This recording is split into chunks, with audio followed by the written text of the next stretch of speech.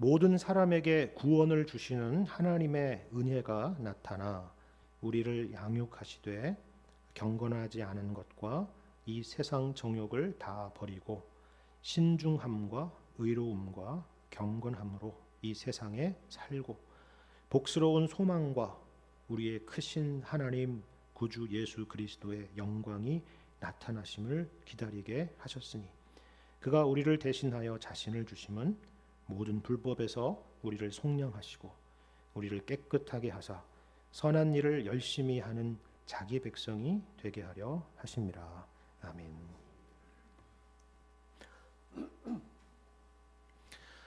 방금 읽은 우리 이 디도서 말씀은요, 신약 성경의 13권의 바울 서신 가운데에서 목회 서신으로 분류되는 서신입니다. 목회 서신이라고 하는 것은 쉽게 말해서 선배 목회자가 후배 목회자에게 목회적인 차원의 권면을 담고 있는 그런 서신이다라는 겁니다. 그래서 이런 서신에는 다른 바울 서신과 같이 어느 지역이나 어느 교회의 이름이 붙지 않고 그 지역에서 사역하고 있는 사역자의 이름이 붙습니다. 여기 디도서도 그렇지만 앞에 있는 디모데 전후서도 마찬가지죠. 디도와 그리고 디모데에게 보내는 목회적인 권면을 담은 서신이다라는 그런 의미입니다. 디모데는 에베소 교회에서 사역을 하고 있었고 또 디도는 오늘날 그리스의 영토인 크레타 섬이라고 불리는 그레데 지역에서 사역을 하고 있었습니다. 그들에게 보내는 개인적인 서신이죠. 그런데 이 서신을 다만 어떤 사적이고 또 개인적인 차원의 서신으로만 볼 수 없는 이유가 있습니다. 그 내용을 여러분 보시면 아시다시피 이거는 사적인 내용을 담고 있는 것이 아닙니다. 교회에 대한 이야기죠. 그래서 목회 서신이지만 이 글은 당시에 교회 회중 가운데서 이렇게 예배 시간에 공적으로 읽혀지는 그런 공적 서신이 되었을 것입니다.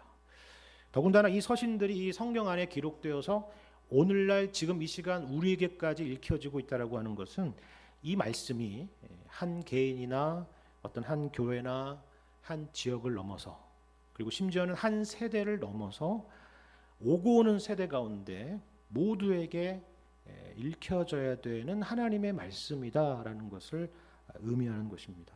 오늘 그 중에서 한 대목의 말씀입니다. 여러분 성경을 보시면은 복음이 무엇인지에 대해서 정말 훌륭하고도 탁월하게 요약해서 설명하는 그런 여러 구절들이 있는데요. 오늘 읽은 본문이 그 중에서 하나입니다. 여러분이 성경에서 말하는 복음이라는 것이 과연 무엇일까? 어떻게 간략하게 잘 요약돼서 설명되는 내용이 없을까라고 찾는다면 여러분 이 구절의 말씀을 펴보시면 됩니다.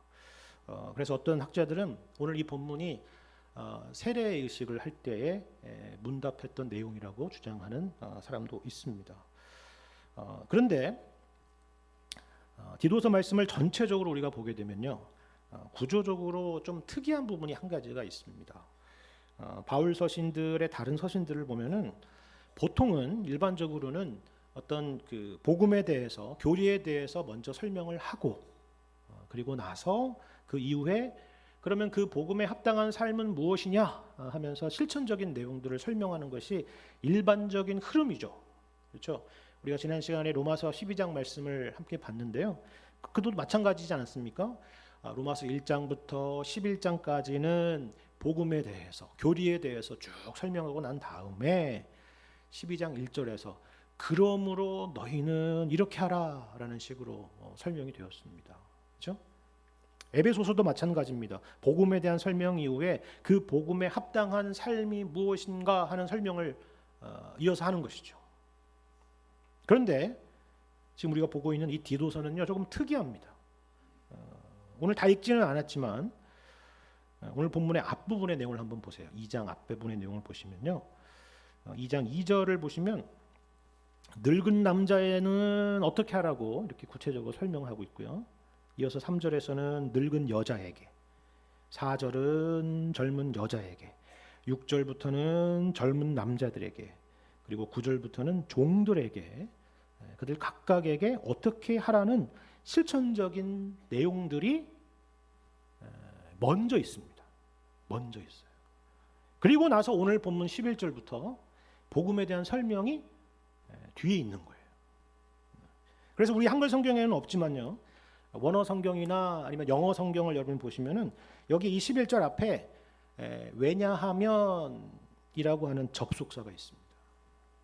그러니까 너희들이 왜 그렇게 살아야 되느냐면은 이러이러하기 때문이야 라는 식으로 설명하는 셈입니다. 무슨 말인지 아시겠습니까? 이번에는 다른 서신과는 달리 순서를 바꿔서 설명하는 거예요. 그죠? 실천적인 내용이 먼저 있고, 그리고 복음에 대한 설명이 그 다음에 이어지고 있는 것입니다. 야, 목사님 대단한 걸 발견했군요. 뭐 그런 얘기를 들으려고 얘기하는 게 아니고, 뭐 그게 뭐 어떻다는 겁니까? 이런 생각이 들잖아요. 뭐 그걸 뭘 먼저 설명하고 나중에 설명하기 뭐 이렇게 중요해요? 이렇게 생각이 들 수 있습니다. 근데 여기에는 중요한 어떤 나름의 이유가 있지 않을까 이런 생각을 하게 되었습니다. 한 두 가지 생각을 해보게 됐는데, 하나는 이겁니다. 왜냐하면 우리는 보통 이 두 가지를 분리해서 생각하기가 참 쉽죠. 교리가 따로 있고 행동이 따로 이렇게 생각하는 것입니다. 지식 따로, 실천 따로 이렇게 생각하는 거죠. 뭔가 아는 것은 많은데 그 아는 대로 잘 하지 않는 사람도 있고, 또 반대로 어떤 신앙적인 열심은 굉장히 많은데 올바른 그 성경적인 지식 가운데 기초하지 않은 그런 신앙의 모습도 있는 것입니다. 근데 사도 바울에게 있어서는 그런 식의 경계가 없는 겁니다. 1교시 이론, 2교시는 실천과 실습, 그런 도식이라는 게 없어요. 이 두 가지는 그런 식으로 구분되는 게 아니라는 거죠. 그걸 보여주는 하나의 구조적인 특징입니다. 또 두 번째는 이거예요. 그럼에도 불구하고 특이하게도 실천이라고 하는 것을 교리에 앞서서 먼저 언급하고 있다는 것은 바로 이 부분에 어떤 강조가 있지 않겠느냐라는 것입니다. 어떤 부분에요? 실천이라는 부분에. 왜냐 앞에 있으니까. 그래서 특별히 그들의 행실에 대해서 뭔가 무게를 두어서 설명하려는 의도가 여기에서 엿보인다라는 것입니다. 여러분이 디도서 이 말씀을요 전체적으로 보시면 이 디도가 사역했던 이 그레데 섬이라고 하는 지역이 이 디도가 어떤 성품을 가지고 있고 어떤 성격을 가지고 있는지는 잘 모르지만 참 사역자가 사역하기에 결코 참 만만한 동네가 아니었겠구나라는 생각을 하시게 될 겁니다. 이걸 단적으로 보여주는 표현이 하나가 있어요. 여러분 워낙 유명한 말이라서 여러분 꼭 성경이 아니더라도 어디서 한번 보신 분이 있을지도 모르겠습니다. 저는 학교 다닐 때 교과서에서 봤습니다. 성경이 아니라 교과서에서. 어떤 내용이요? 여러분 1장 12절 한번 보세요. 1장 12절에 보면은 이런 말이 있습니다. 그레데인 중에 어떤 선지자가 말하되 그레데인들은 항상 거짓말쟁이며 악한 짐승이며 배만 위하는 게으름뱅이라 하니. 그죠? 여러분 여기 그레데인 중에 어떤 선지자라고 하니까 우리가 아는 구약 선지자 중에 어떤 선지자가 한 말인가? 그렇게 생각할 수도 있는데요. 그게 아니라 여기 BC 한 6세기경에 이 그레데 섬에서 활동했던 에피메니데스라고 하는 사람이 했던 말로 알려져 있습니다. 그때도 유명했던 말이고 지금까지도 알려지고 있는 말입니다. 근데 보세요. 그 그레데 사람에 대한 평가가 정말 좋은 평가가 아니죠. 정말 최악의 평가를 다 담았습니다. 그죠? 항상 거짓말쟁이고 악한 짐승이고 배만 위하는 게으름뱅이라 하는 겁니다. 근데 이 표현이 재미있는 건 이거예요. 이 말을 누가 했다는 거예요? 누가? 역시나 같은 그레데 사람, 바로 에피메니데스라는 사람 아닙니까? 그죠? 그러니까 모든 그레데에 있는 거짓말이라고 했는데 에피메니데스도 예외는 아니니까 당신도 그럼 역시 거짓말장이다 그렇게 말할 수 있겠죠. 그죠? 근데 그렇게 하게 되면 어떤 딜레마에 빠지게 되느냐면요. 당신도 거짓말쟁이고 우리도 같은 그레데 사람이니까 모두 다 같이 거짓말쟁이가 되는 겁니다. 다 나쁜 사람이 되는 거예요. 그죠? 근데 반대로 그 에피메니데스라는 사람이 거짓말쟁이가 아니라고 한다면 그 말을 그대로 또 받아들이게 되어서 마찬가지로 거짓말쟁이가 되는 겁니다. 그래서 이걸 보통 에피메니데스의 역설이라고 부르는 거죠. 근데 지금 사도 바울이 무슨 말장난이나 하자고 이 사람의 말을 인용한 것은 당연히 아니겠죠. 당시에 그레데 지역의 목회 환경, 그 지역의 사람들이 대부분 이랬다라는 겁니다. 여러분 이걸 더 분명하게 보여주는 말씀이 있는데 좀 더 아래로 내려와서 1장 16절 이런 말씀을 보시면 더 명확하지 않습니까? 어떻게 설명하죠? 그들이 하나님을 시인하나 행위로는 부인하니 가증한 자라 이렇게 했습니다. 그래서 헬라어로 그레데인처럼 말하다라고 하는 뜻을 가진 크레티조라고 하는 단어는요, 거짓말하다라는 말과 동의어로 사용되었다라고 합니다. 이런 환경입니다. 만만치 않은 환경이죠. 그죠? 더군다나 앞서 말씀드린 오늘 본문 앞에 등장하고 있는 여러 다양한 각계각층의 사람들에 대한 권면들을 여러분 하나하나 뜯어서 살펴보세요. 여기 보시면 절제해라, 성질을 죽여라, 신중해라, 많은 술에 빠지지 마라, 이런 말들이 있습니다. 당시 이 지역 사람들이 어땠을지 여러분 짐작이 가지 않습니까? 그렇죠? 그들이 복음이 무엇인지 머리로는 잘 이해했을지 모르겠습니다. 하지만 삶에 있어서 전혀 그런 모습들이 보이지 않았다라는 거죠. 그래서 먼저 그들의 방종한 삶에 대해서, 질서 없는 삶에 대해서, 어떤 여전히 이 세상의 욕망을 따라서 사는 그런 삶에 대해서 사도 바울은 먼저 지적을 하는 것입니다. 어떤 의미에서는 그들의 자존심을 긁는 그런 내용일 수 있어요. 그들의 민족의 어떤 스크래치를 내는 그런 말일 수 있습니다. 그 어느 누가 이런 식의 잘못을 지적받는 걸 좋아하는 사람이 있을 수 있겠습니까? 그렇죠. 그러면 당연히 자연스럽게 질문이 나오겠죠. 왜 우리가 그렇게 살아야 됩니까? 왜 우리가 이런 식으로 살면 안 됩니까? 어차피 사도 바울 선생님이 우리에게 그렇게 가르치지 않았습니까? 우리의 구원은 우리의 행위가 아니라 하나님의 은혜로 되는 거라고 말씀하지 않았습니까? 라고 속으로 생각을 하겠죠. 그렇죠? 그런 질문이 막 떠오를 때 바로 왜냐하면이라는 단어로 시작을 하는 것입니다. 아시겠죠? 저는 이런 면에서 사도 바울이 참 탁월한 교사다, 참 탁월한 랍비다, 그런 생각을 하게 됩니다. 교육적인 효과의 측면에 있어서 어떤 경우는 순서를 바꾸는 것이 좋을 때도 있다라는 거죠. 꼭 1교시 이론, 2교시 실천 이런 방식으로만 해야 옳은 것이 아니라 2교시의 내용을 먼저 하는 것이 1교시 내용을 더 분명히 이해하는 데 도움이 될 때도 있다라는 겁니다. 이것이 바로 오늘 본문 11절에 왜냐하면이라는 것이 붙고 있는 이유입니다. 이제부터 거기에 대해서 답을 하겠다는 겁니다. 먼저 그들이 오해하고 심지어 우리 또한 오해할 수 있는 구원이라는 것과 은혜라고 하는 것에 대한 설명입니다. 여러분 11절 말씀을 다시 보시길 바랍니다. 여기에 바로 구원과 은혜가 있죠. 자, 이렇게 말씀하죠. 모든 사람에게 구원을 주시는 하나님의 은혜가 나타났다 말씀합니다. 모든 사람에게 구원을 주시는 하나님의 은혜가 나타났다라고 하는 이 말씀이 여러분이 뭘 의미하는지는 잘 아실 겁니다. 어떤 사건을 가리키는지 잘 아실 거예요. 여러분 요한복음 1장의 말씀을 보면 이런 말씀이 있지 않습니까? 말씀이 육신이 되어 우리 가운데 거하심에 우리가 그의 영광을 보니 아버지의 독생자의 영광이요 은혜와 진리가 충만하더라. 그렇죠. 무슨 설명입니까? 이거는 예수님의 성육신 사건을 설명하는 것이죠. 말씀이 육신이 되어서 역사 가운데 나타나신 것입니다. 하나님의 아들이신 그리스도께서 우리 가운데 눈에 보이는 모습으로 오신 것이죠. 근데 특별히 여기에 모든 사람에게 구원을 주시는 이라는 표현이 여러분 놀랍지 않습니까?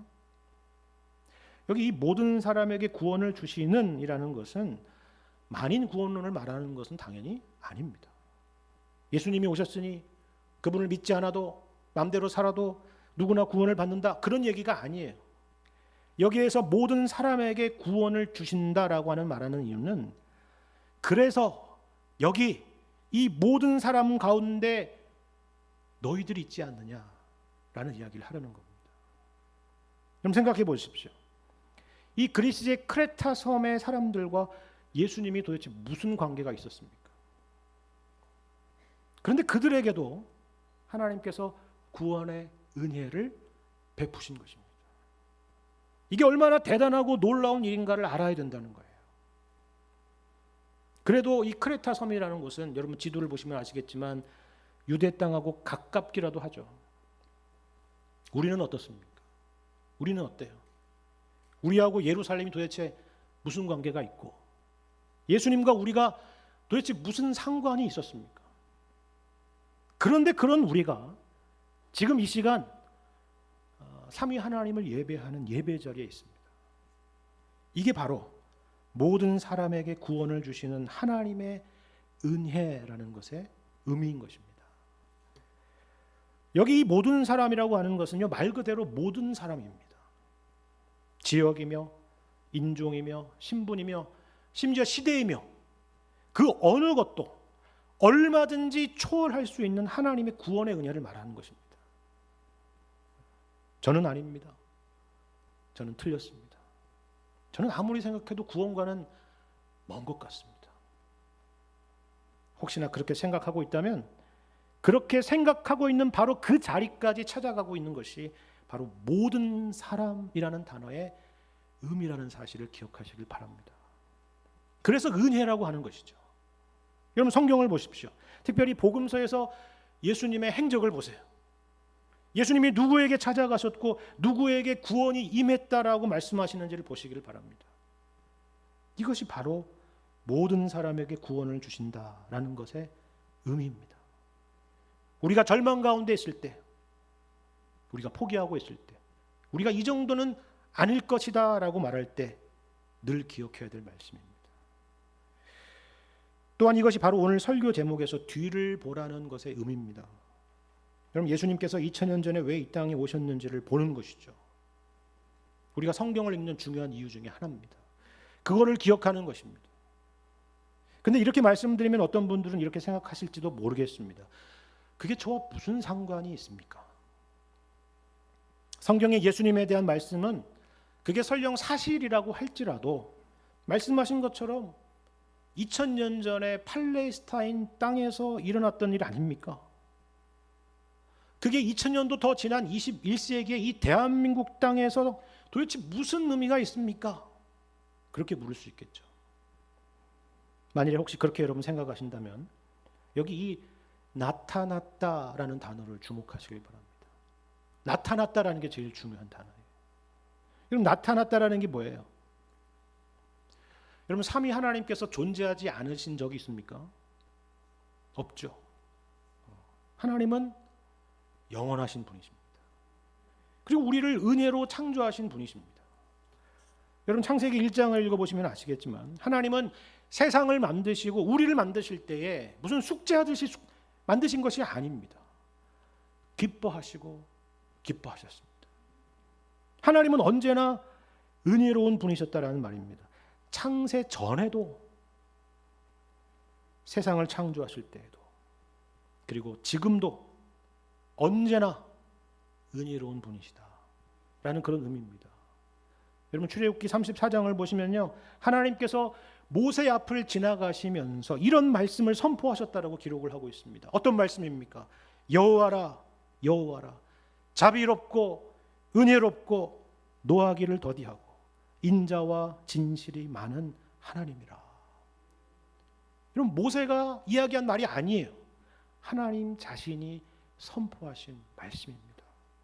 하나님은 언제나 자비롭고 은혜로우시며 노하기를 더디하시고 인자와 진실이 많은 하나님이시다라는 것입니다.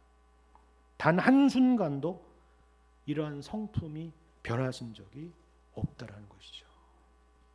제가 왜 이 말씀을 드리는지 아십니까?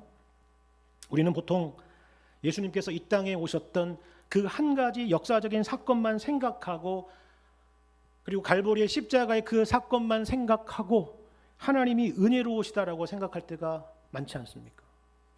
근데 그렇지 않다는 것입니다. 물론 예수님의 성육신 사건은 놀라운 은혜의 사건이죠. 오늘 11절의 말씀처럼 하나님의 은혜가 역사적으로 분명하게 우리 가운데 나타난 사건입니다. 근데 이 나타났다라는 게 무슨 말이에요? 나타났다.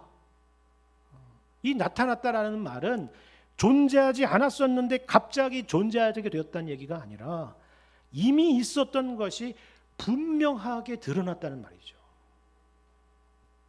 예를 들어서 여러분, 해가 떴다는 게 무슨 말입니까? 해가 막 없어졌다가 나타났다가 그러나요? 그렇지 않죠.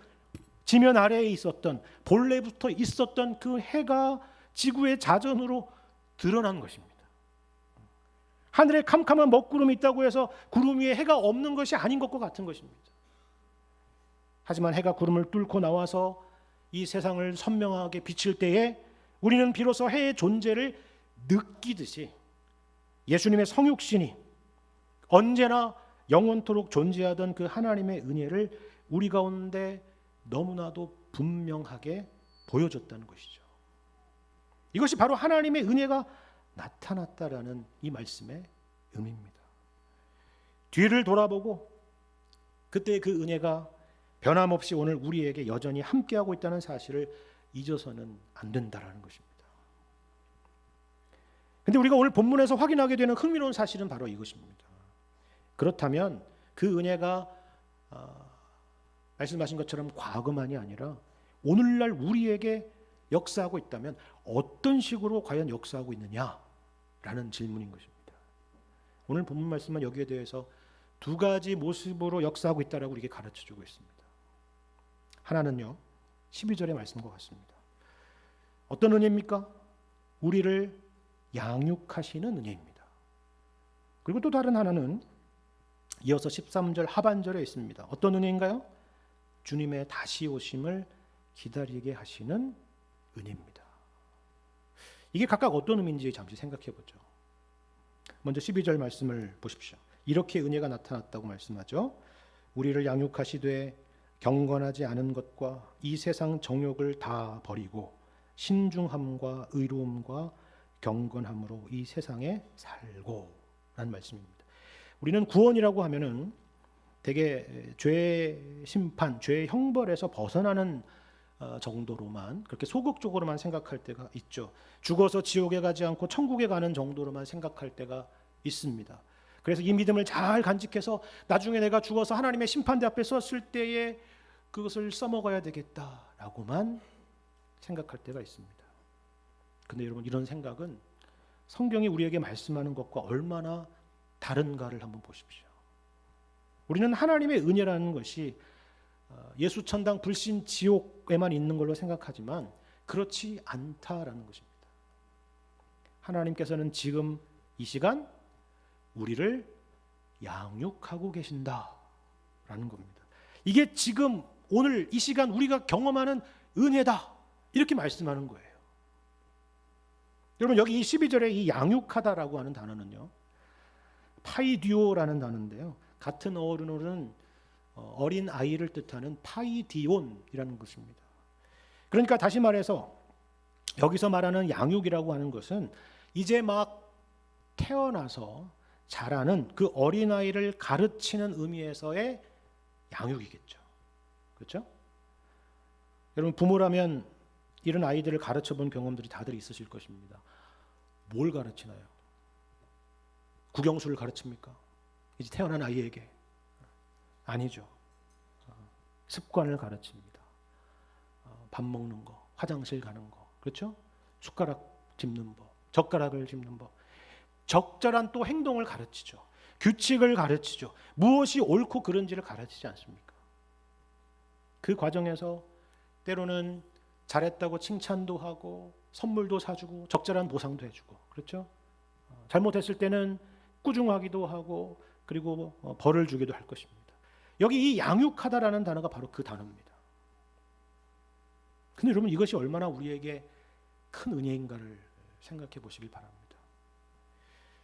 우리를 양육한다라고 하는 것은요, 우리를 써먹기 위해서 구원하셨다는 것이 아니고 우리를 일꾼 삼으려고 구원하신 것도 아니고 우리를 종으로 대우하겠다는 것도 아니지 않습니까?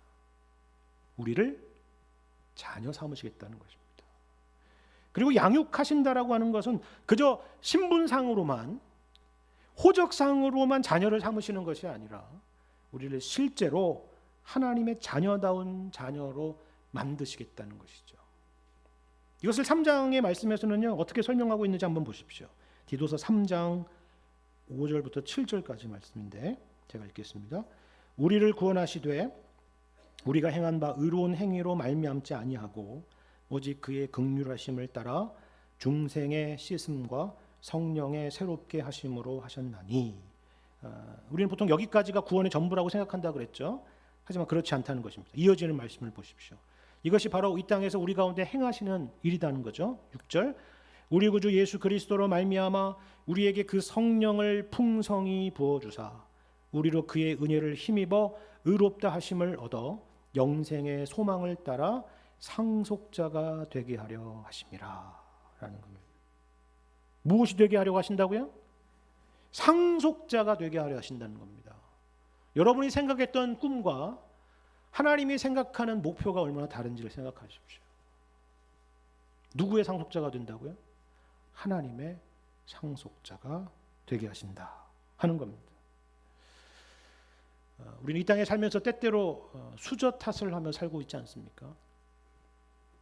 그리고 또 누구나 한 번쯤은 나도 좀 대기업 회장의 자녀로 태어났으면 어땠을까 그런 생각을 하기도 하죠.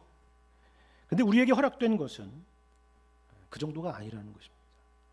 우리는 하나님의 상속자이고 지금 이 시간 하나님의 상속자로 양육받고 있고 훈련받는 그 은혜 가운데 있다라고 말씀하는 것입니다. 이건 엄청난 일이죠. 생각하면 생각할수록 이거야말로 참 대단한 복음의 내용입니다. 그 양육하심에 대한 구체적인 내용도 있습니다. 그 내용이 오늘 본문 12절에 담겨 있죠. 그리고 여기에는 우리에게 버리게 하시는 것과 우리에게 취하게 하시는 것이 있다라고 말씀을 합니다. 버릴 것들은 어떤 것입니까? 경건하지 않은 것, 그리고 이 세상의 정욕입니다. 경건하지 않다는 것은 하나님 없이 사는 사람들의 방식들을 말합니다. 그리고 그것이 곧 바로 이 세상의 정욕대로 사는 것이죠. 우리가 하나님 없이 살던 시절의 그와 같은 모습입니다. 그러면 반대로 취할 것은 무엇입니까? 이 세 가지가 있죠. 신중함과 의로움과 경건함이라 이렇게 말씀합니다. 여러분 이게 그냥 생각 없이 나열한 A, B, C 같은 그런 느낌이지만 사실 각각의 의미가 있습니다. 여기 신중함이라고 하는 것은 먼저 우리 각자 자기 자신에게 해당되는 덕목입니다. 우리가 욕망대로 살지 않고 절제하며 사는 것, 생각하며 사는 것을 말합니다. 이 두 번째로 의로움이라고 하는 것은요, 이번에는 자기 자신이 아니라 다른 사람과의 관계에서의 덕목을 말합니다. 구약 성경에 여러분 잠언서를 보시면은 의인과 악인에 대한 설명들이 많이 등장하지 않습니까? 악인들은 이러한 삶을 살고 있고 의인들은 이와 같은 삶을 산다라는 설명들이 있습니다. 근데 우리는 그냥 언뜻 의인이라고 하면은 그저 착한 사람, 그리고 악인 그러면 뭔가 나쁜 사람, 나쁜 일을 하는 사람 이런 식으로 생각하지만 성경의 설명은 그렇지가 않다는 것을 볼 수가 있습니다. 예를 들어서 브루스 월키라고 하는 구약학자는요, 이 잠언 말씀에 대해 아주 탁월한 주석을 쓰셨는데요. 거기서 이 의인과 악인에 대한 설명을 하면서 이런 설명을 해요. 너무나 유명한 말이고 중요한 말이라서 한번 보시길 바랍니다. 이런 설명입니다. 악인이란 다른 사람에게 불이익을 끼쳐서 자기 자신의 이익을 취하는 사람이고, 의인이란 자기 자신에게 불이익을 줘서라도 다른 사람을 이롭게 하려는 사람이다. 이해가 되시나요? 어떤 건지? 아주 유명한 표현이고 정말 탁월한 설명입니다. 통찰 있는 설명이에요. 예를 들면 이런 거예요. 여러분 마태복음 1장에 보시면요, 요셉과 마리아가 등장하지 않습니까?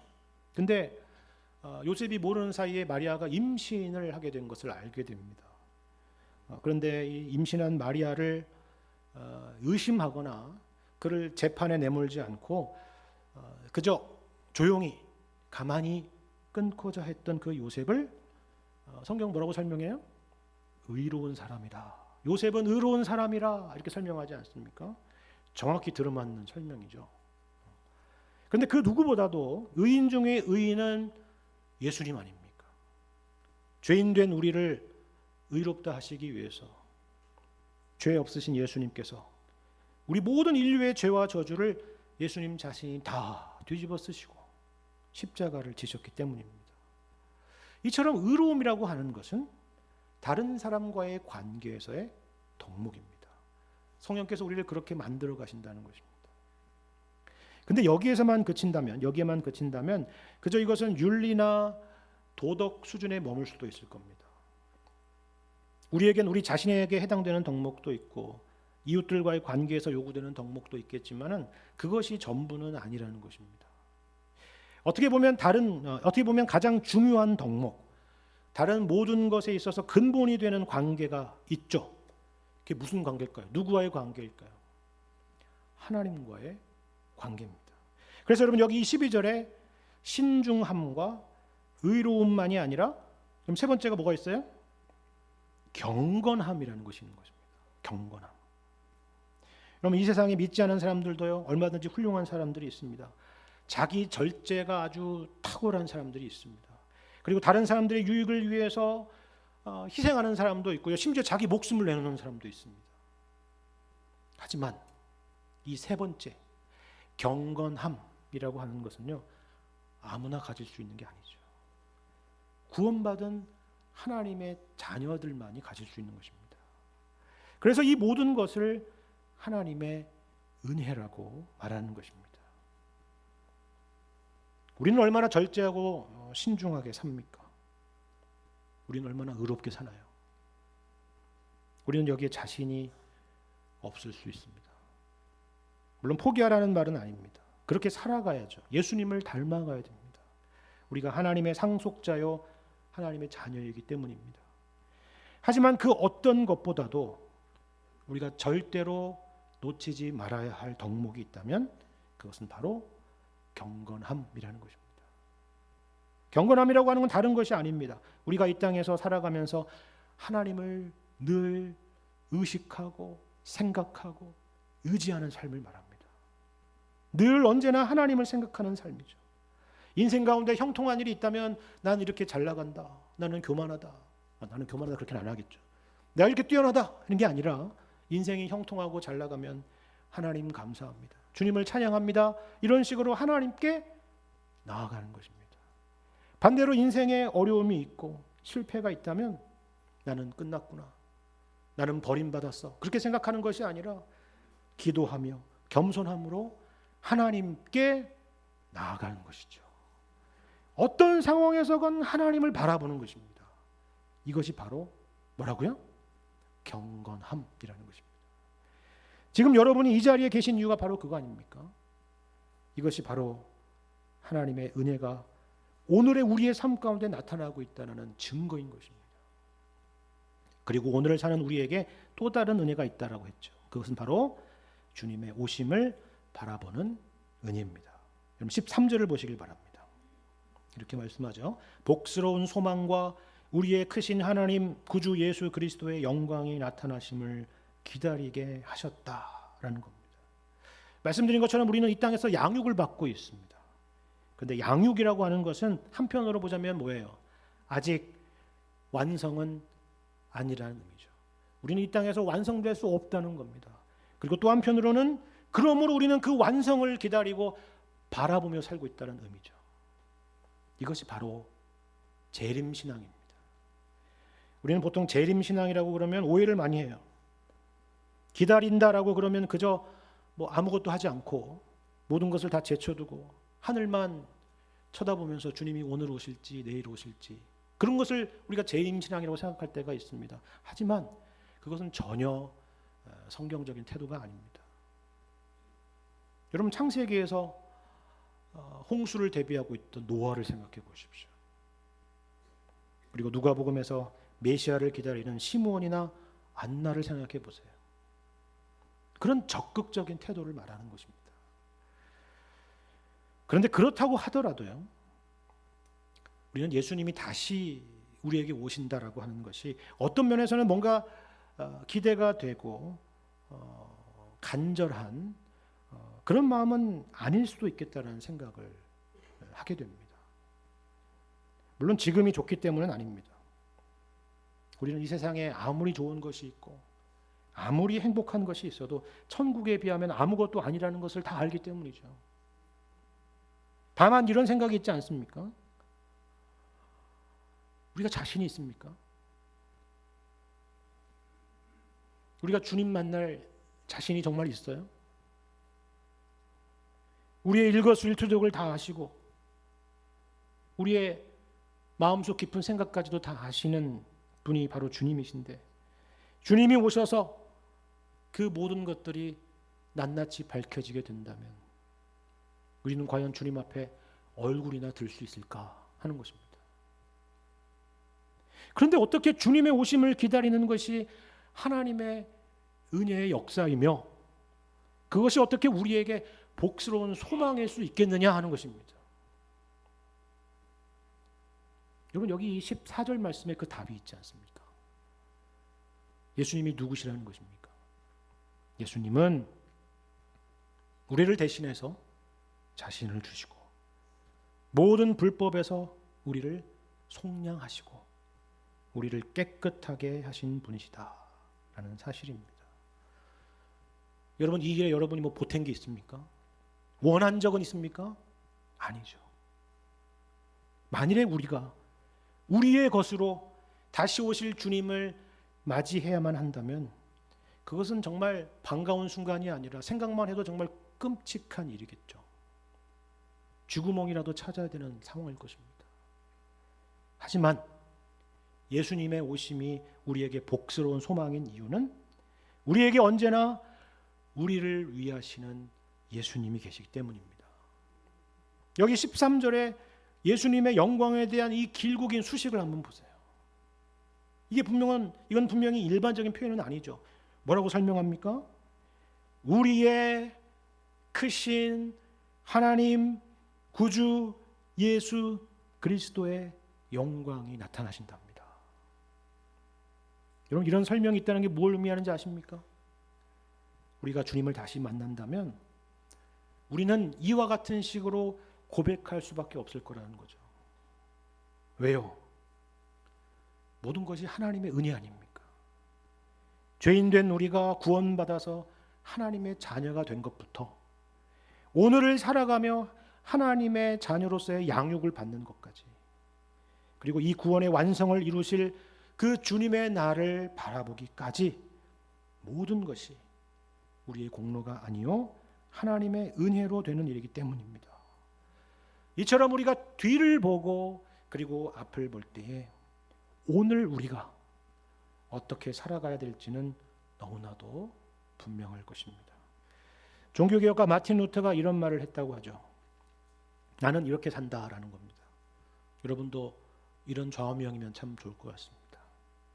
나는 그리스도께서 어제 죽으시고 오늘 다시 살아나셨으며 내일 다시 오실 것처럼 산다. 멋있는 말이죠. 우리의 것으로 삼아야 될 말입니다. 이러한 믿음의 자세로 오늘을 살아가실 수 있는 여러분과 제가 되기를 주님의 이름으로 간절히 축원합니다.